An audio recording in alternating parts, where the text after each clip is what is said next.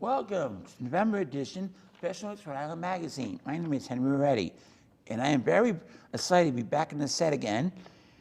And joining me tonight are two of my best friends, Stephanie Bruneau and Adam Johnson, Olympics Rhode Island staff members. Welcome to the show. Thanks, Henry. Thanks, Henry. They too will be serving in the roles of head of delegation and assistant head of delegation for Team Rhode Island at the 2022 Special Olympics U.S. Games. Congratulations on your honor. And where will the U.S. Games be held? Ooh, they're going to be held in Orlando, Florida next year. So very exciting. On the Disney property. That's nice. Yeah, most of the competitions will be on the ESPN Wide World of Sports campus. So very nice facility. Yeah, that's a nice place. Yes. I have never been there. Can you both explain your roles as head and assistant head of delegation for Team Rhode Island? Sure. Adam, do you want to go first? Well, sure. So as the assistant head of delegation, my primary job, I think, really is just to, first of all, make sure that Steph doesn't lose her mind with all the responsibilities in Florida.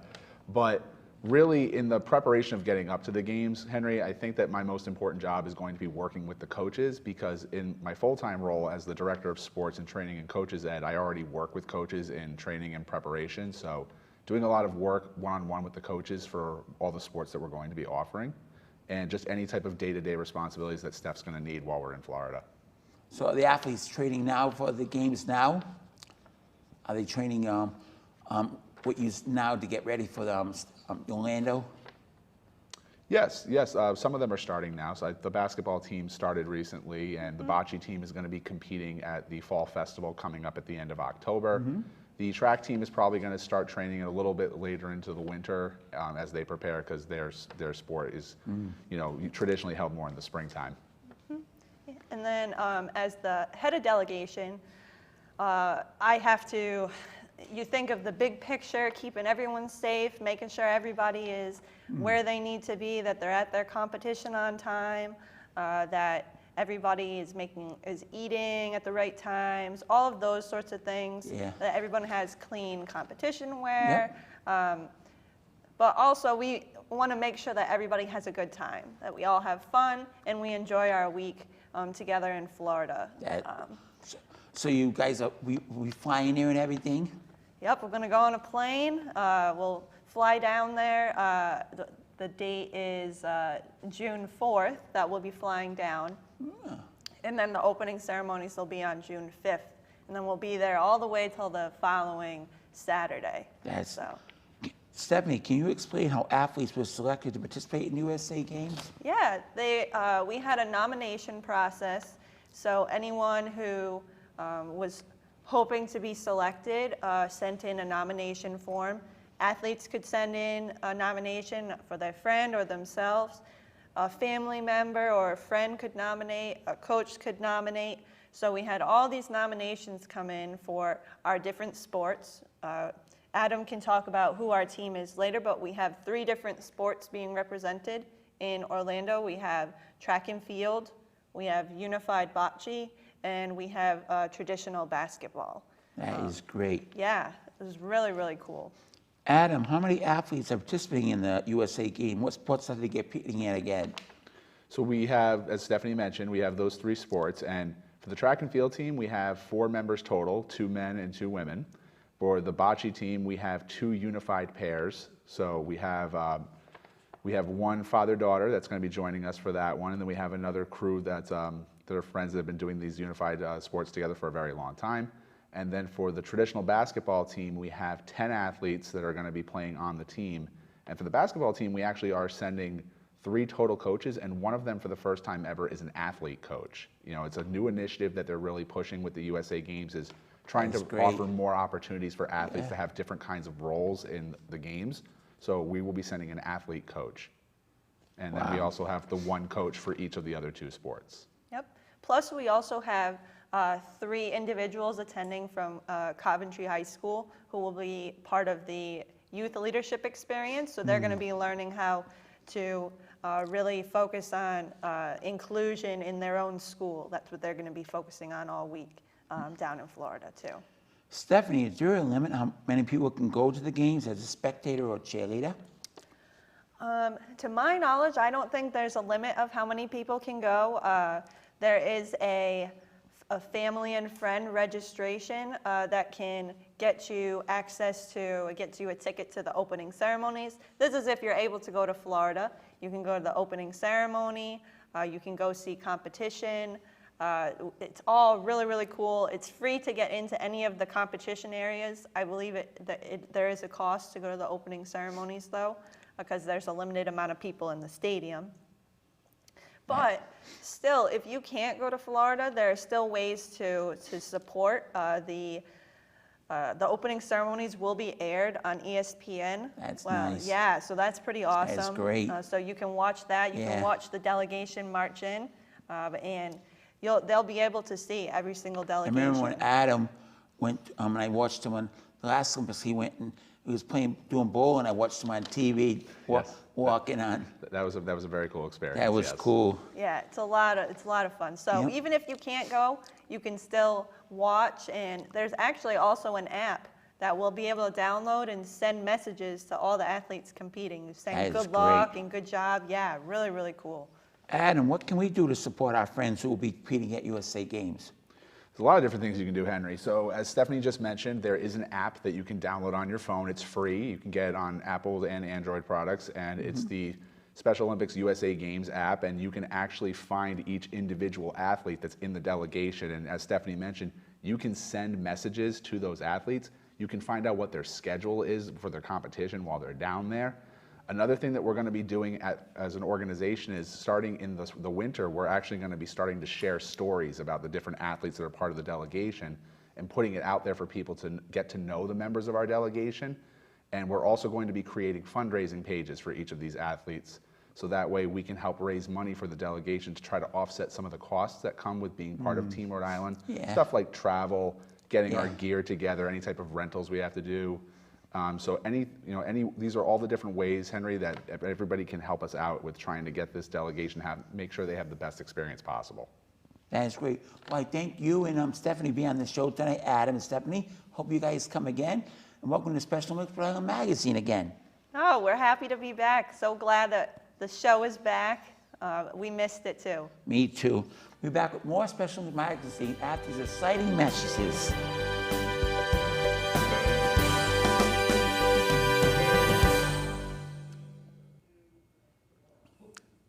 Welcome back to Special Olympics Rhode Island Magazine. Hi, I'm Mary Ellen Powers. Joining me now is Dennis DeJesus, the CEO of Special Olympics Rhode Island. Welcome to the show, Denny. Thanks, Mary Ellen. It's a pleasure to have you. Always a pleasure being with you. Thank you.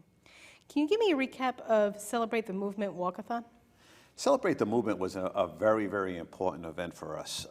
We cannot, during COVID, hold fundraisers indoors. So Celebrate was really something great. It was a walkathon this year. It allowed people to get out into the fresh air and either walk, run, bicycle, whatever they wanted to do, really, to raise money for the great athletes of Special Olympics Rhode Island. It was a great success.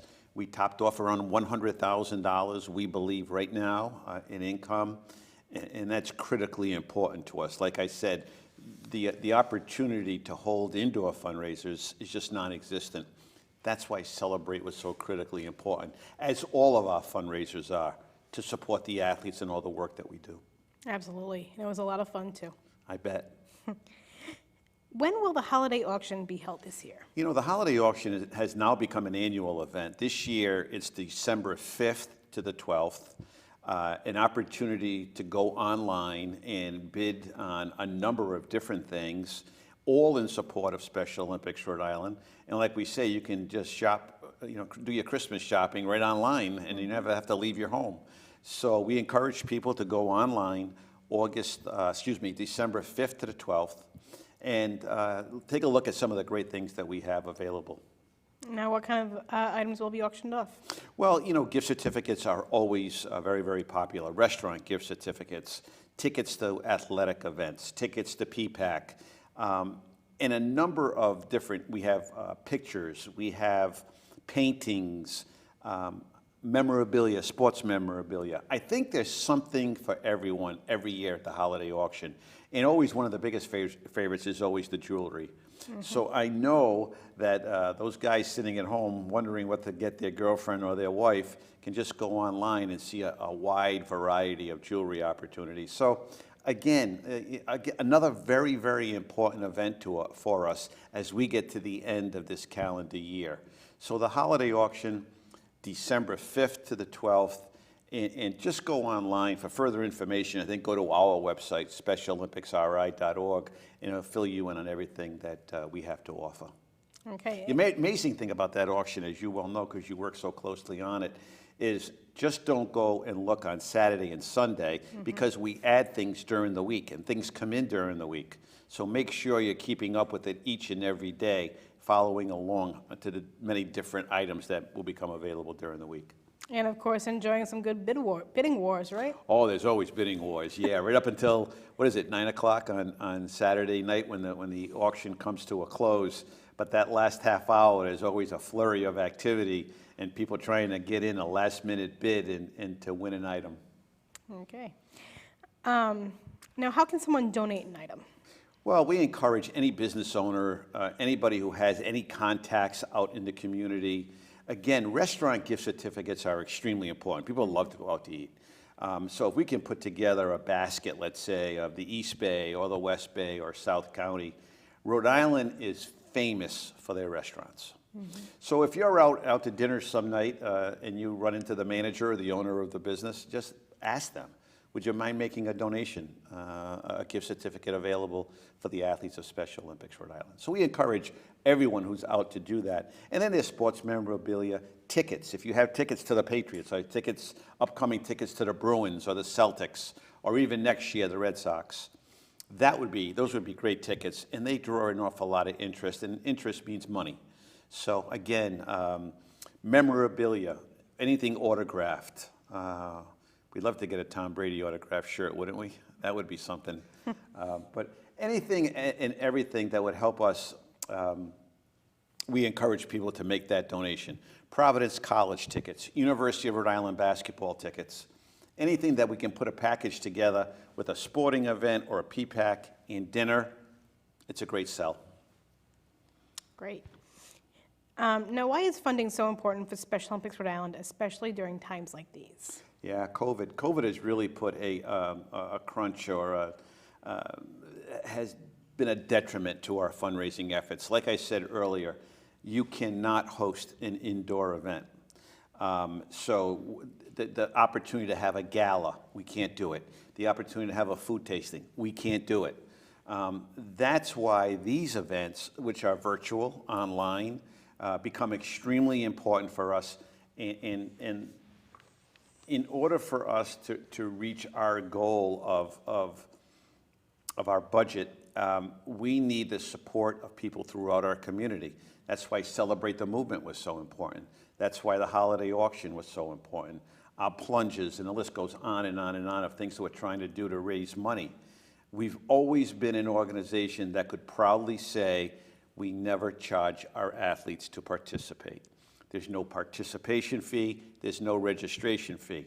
What comes with that, we have to go out and raise the money to make sure our athletes have all the opportunities that they deserve.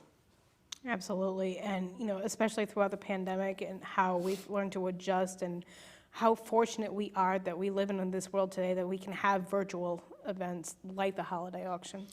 Yeah, I couldn't agree more. And the thing is that we haven't stopped. Even when the pandemic hit, we were still providing our athletes with some opportunities, keeping in mind that we had to follow protocols from the Department of Health, from Special Olympics International. We follow those protocols, and we were still able to host or to have our athletes participate in walking clubs, flag football skills, basketball skills. So we were trying to keep them busy during COVID, but it's my hope, and I think it's everyone's hope, that when we turn the corner in 2022, we're full go right through to Summer Games.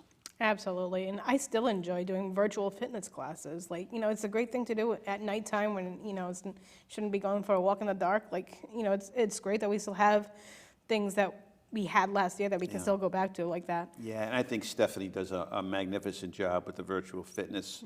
And our program department works very, very hard coming up with innovative programs to keep our athletes safe, but to keep them busy.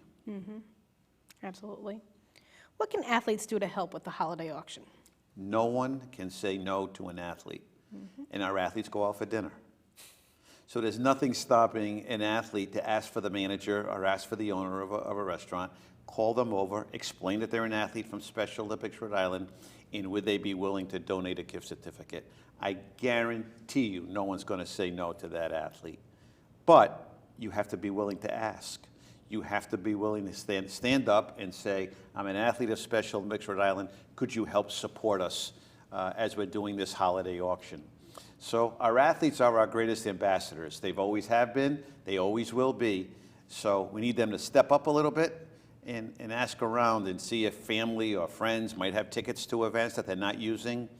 And they can be an important part of this process. Absolutely. Now, if a manager or anyone who wants to donate needs more explanation of the event in order to give, who should they contact? Definitely contact the office. I would say Jerry Walter is the point person on holiday auction, but I think anybody in the office can answer those questions. That, hey, this is what we're doing, this is why we're doing it. If they need a letter or something from Special Olympics on our byline, we'll certainly send them a letterhead. We'll send them a letter and say, hey, this is what this is all about. This is a letter letting you know that this is a legitimate auction that we're running. But I think anybody in the office could help. But appoint people, Jerry Walter, Mary Ellen Powers. Okay. Now, can you tell me again the date of the online auction? December 5th to the 12th. It ends 13 days before Christmas. So you have plenty of opportunity to come by the office and pick up whatever you bid on, or we'll ship it out to you, whatever. But let's make this a real great event. But again, there are some challenges here. As you well know, a lot of restaurants have closed. A lot of inns and hotels have closed. So we're struggling for more and more items that of interest, and the better the item that we get, the more money we obviously raise. Absolutely. But what if somebody wants to do something but they can't? Like, what's the next best thing that they can do to help the auction? There's always room to make a donation. There's always room to send in a donation. But again, our athletes are our advocates. We ask them to be ambassadors, go out into the community and speak on behalf of Special Olympics. And I think that's what we need everybody to do, participate in the auction and let people know that the auction is going on. Okay. Well, thank you very much for joining me. Thanks, Mary Ellen. We'll be right back after these messages.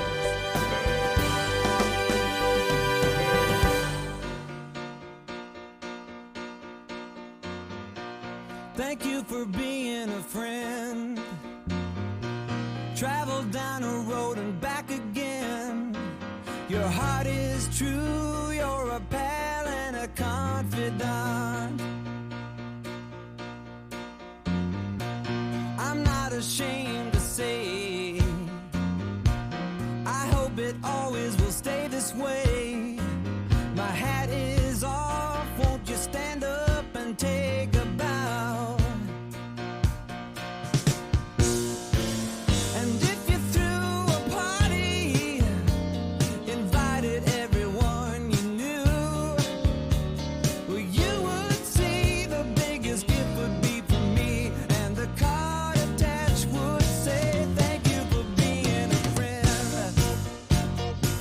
Thank you for being a friend. Thank you for being a friend. Thank you for being a friend.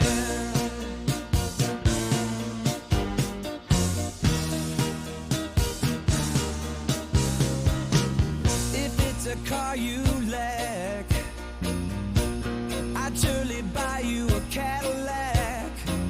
Whatever you need, any time of the day or night.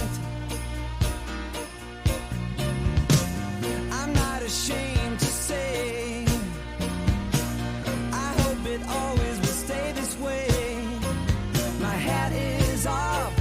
you stand up and take a bow. And when we both get older, with walking canes and hair of gray, have no fear, even though it's hard to hear. I will stand real close and say thank you for being a friend. I wanna thank you.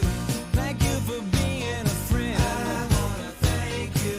Thank you for being a friend. I wanna thank you. Thank you for being a friend. I wanna thank you. Let me tell you about a friend. I wanna thank you.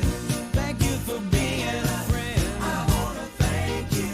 Thank you for being a friend. I wanna thank you. Thank you for being a friend. And when we die and float away into the night, the Milky Way, you'll hear me call as we ascend. I'll say your name, then once again, thank you for being a.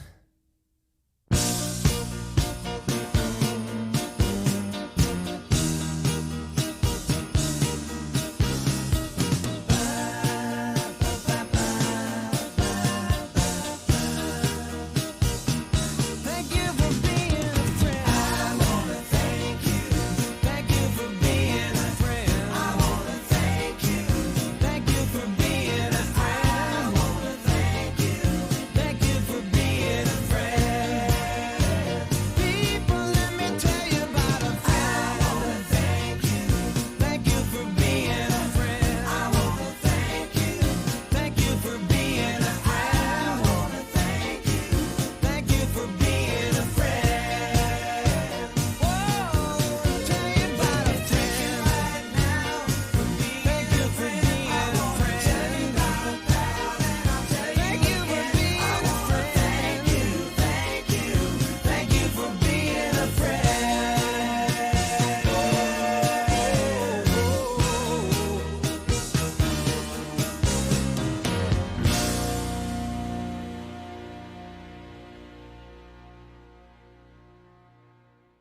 Welcome back to Special Olympics Rhode Island Magazine. My name is Michael Bullock. Joining me now are super plungers Bo Mathews and Adam Scott. Welcome to the show, guys. Thanks, Michael. Thank you, Michael. Bo and Adam, how are you both involved with Special Olympics? Well, the first way that I'm involved, I do coach a unified basketball team at East Greenwich High School, so that's one of the ways that I'm involved. Also, I help to coach our snowshoeing team, so we'll be getting ready to do that once we have some snow falling. And then also my daughter is extremely involved, both on the Youth Activation Committee here in Rhode Island and then also nationally for Special Olympics. And Bo? Yeah, I started out as a volunteer and I fell in love with it and continue to move in the program. Wow, it seems like you two are really involved with the program. Yes. Absolutely, yeah. Bo, you've been plunging for 8 years. What has this event meant to you?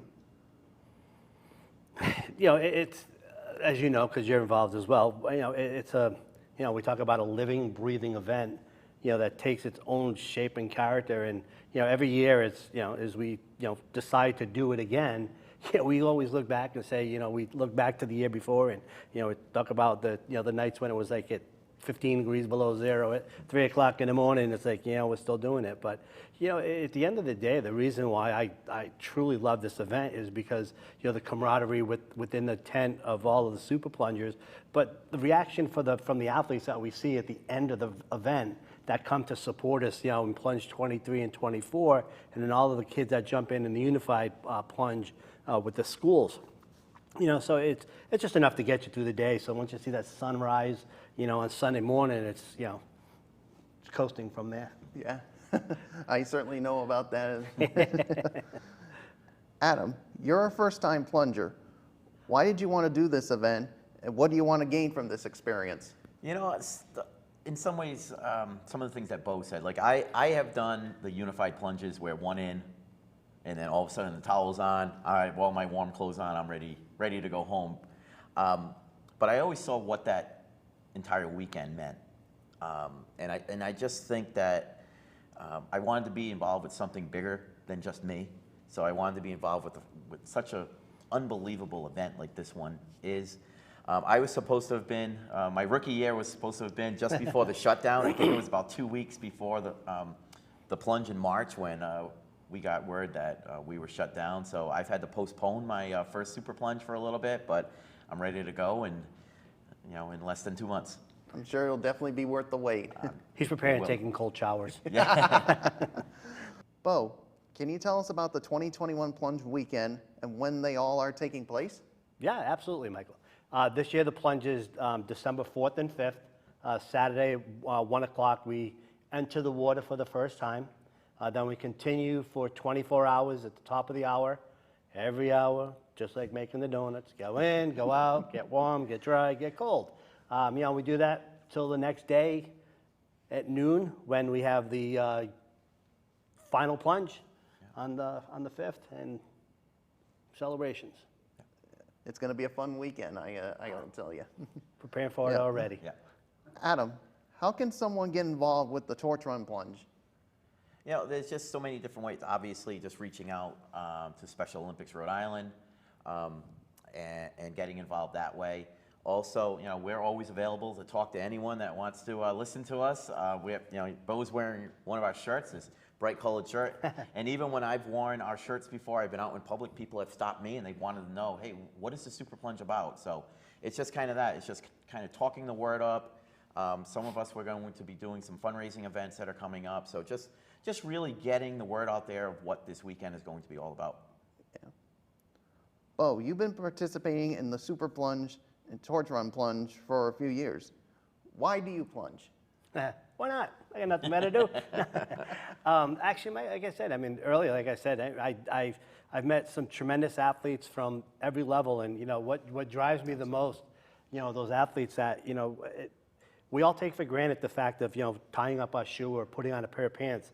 When you watch an athlete struggle to do a 10-meter walk, and I've been honored to be the starter for the as for the state games for the past 10 years. To interact with them personally, and then just to see the smile on that face and the reaction, and at the end of the day, get that high five and that hug. It's it just drives you. And I'm a pretty self-motivated guy. Everything that I do, and to me, I've been presented with an opportunity to help raise awareness and funds for this organization, and it's just something that's passionate. I'm passionate about it. Yeah. Adam, if someone is interested in sponsoring the Super Plunge or the Torch Run Plunge, how can they do it? First of all, they can reach out to any of us, any of the super plungers that are there. Also, just through Special Olympics Rhode Island, they can certainly reach out to us, especially a company that wishes to become a corporate sponsor for us, to support one of the plungers, to support one of our fundraising events. So it's definitely just reaching out to us and reaching out to Special Olympics Rhode Island. Yeah. And Bo, can you tell me again where and when the plunge weekend will take place? Absolutely. The plunge takes place at Salty Brine Beach. Well, behind Georges of Galilee. I guess that's Narragansett, Point Judith. Yeah. Saturday, December 4th, we start. We finish on Sunday, December 5th. And Adam, if anyone is interested in getting more information on the plunge weekend, who should they contact? Definitely contact Special Olympics Rhode Island. That's such a great way. There's a lot of information on there. We even have a link to the Super Plungers right there, and there's a link to the Torch Run Plunge. So that's a great way for them to get some information. Well, on behalf of all the athletes, we thank you and we appreciate for what you do for us athletes. And I thank you for coming on, and I look forward to plunging with you guys December 4th and 5th. See you later. Our team captain. Right? Absolutely. We will see you next month for another great edition of Special Olympics Rhode Island Magazine.